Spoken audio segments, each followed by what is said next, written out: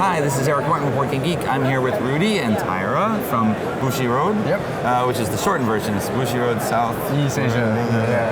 Southeast Asia. Looking at Ascendants of Aetheros. Yes. Which is a standalone game, not part of the series. Because Bushi Road is normally a collectible card game. Yes. But this is something different. Right. So it's our first foray into tabletop games. So it's for 2 to 4 players.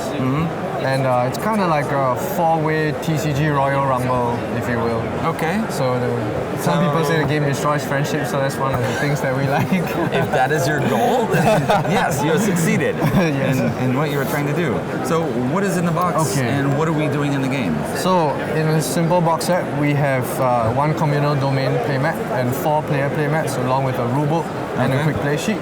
Okay. So the setting for the game is you are an Ascendant. And what's going on in Aetheros is that there are 5 races vying for power, and each Ascendant is trying to become the next sage. And how they do that is they acquire ascension points through the type of cards we call Sky Shards. So that will be the first type of cards. Right. So Sky Shards. So Sky Shard deck's really easy to set up. It's usually just here. And what happens is that there are always 5 Sky Shards available on the communal domain. So people will be trying to acquire Sky Shards from the communal domain, and each time they acquire one, we're just going to flip one over and put it there. So the objective is for the first player to reach 125 ascension points. Okay.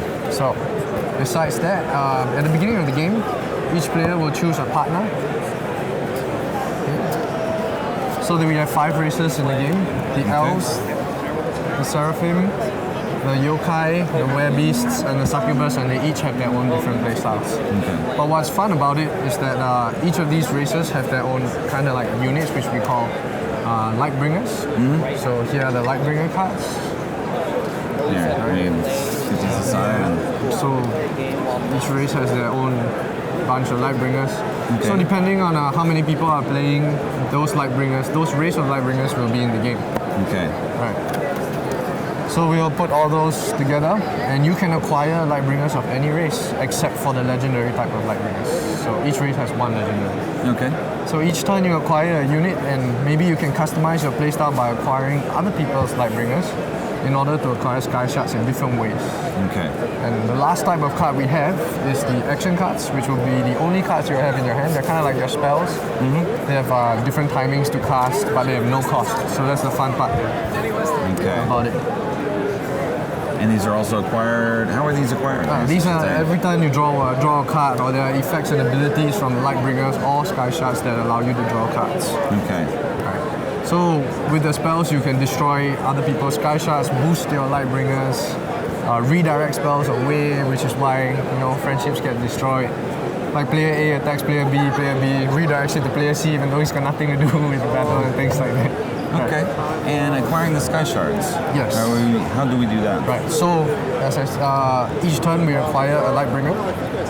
So how we do that is when we have the Lightbringer deck, for example, which will be on the communal domain, we'll flip open 2 and choose between the 2 or the top of the discard pile until a maximum of 5. And each Lightbringer has a different power, either 1 or 2 on the left hand side here. And you'll rest it to say that, okay, I'm gonna, let's say, rest these 2 for a total power of 4, to buy this Sky Shard, which will give me 40 ascension points.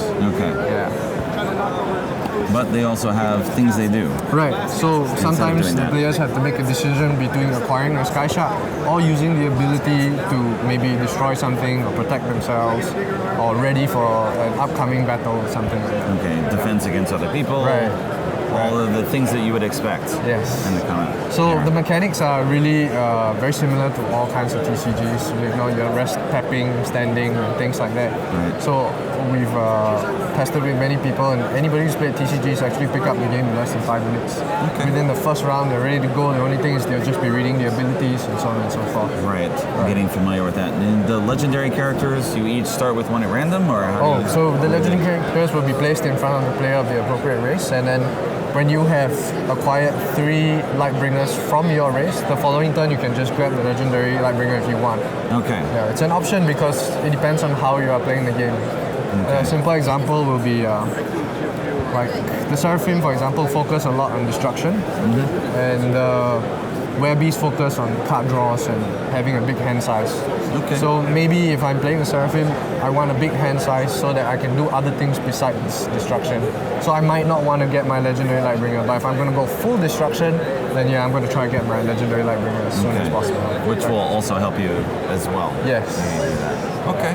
And continue playing until someone has 125? Right, or until the Sky Shard deck runs out. And once this deck runs out, at the end of that turn, the player with the highest points will win the game. Okay. Yeah. All right.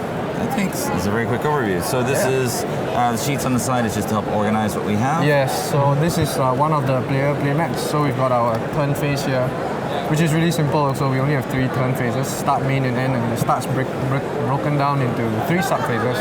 Your usual stand and draw, acquire a Lightbringer, and that's it. Okay. In your main phase, you can do anything in any order, like purchase Sky Shards, play extreme cards, or use abilities. And in your end phase, all you have to do is make sure that you're not above maximum hand size, which is 5. Okay. And discard down.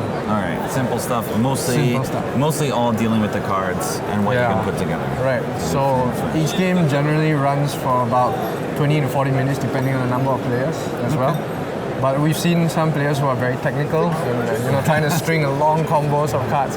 And game can go up to an hour sometimes. Okay. Yeah. So why make the standalone game to begin with? Well, I think we watch players play TCGs. They enjoy themselves still. It's a one-on-one thing, but I think they're very serious because they want to win. So I was thinking, why not have it in a 4-way Royal Rumble where it's a bit more casual and a bit more fun.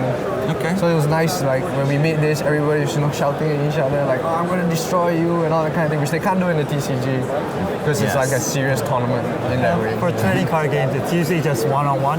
Yes. But with this game, you can get together with 4 friends and play a short game. It's very easy to pick up, so anyone can pick it up right away. Okay. So we wanted a game that, kind of a party game where 4 players, multiple players can play at the same time. And with mechanics that they're already familiar with. Or is it, I suppose, as a starting point for other people as well to go the other direction. Right, true. In terms of looking at it. So, I mean, the box says age 14 and up, but we've tested with players 8 years old and they picked it up pretty fast as well. Okay. Yeah. All right. Thanks very much for the overview. Thank you. Ascendants of Aetheros. Thank you for having us. Thank you.